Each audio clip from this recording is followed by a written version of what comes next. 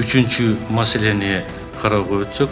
Под председательством Замирбека Базарбекова состоялось заседание Пленума Верховного суда Кыргызской Республики. В работе заседания приняли участие генеральный прокурор Курманкул Зулушев, министр юстиции Республики Аяз Баетов, заместитель министра внутренних дел Эркебек Аширходжаев, заместитель заведующего отделом взаимодействия с судами и органами прокуратуры администрации президента Исабек Султаналиев.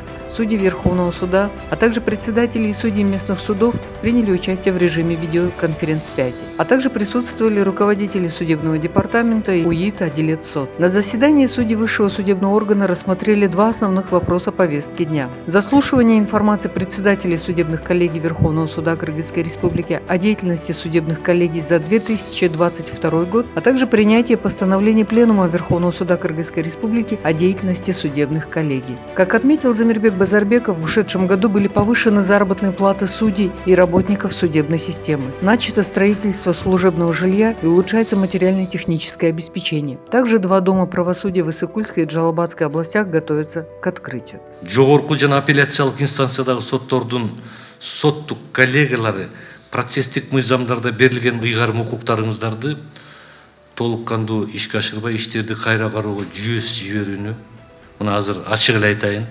токтотуңуздар. Жергиликтүү соттор тарабынан чыгарылган жеке аныктамалар боюнча да анализ жасап, алардын аткарылышына байланыштуу мага маалымат бериңиздер тез аранын ичинде.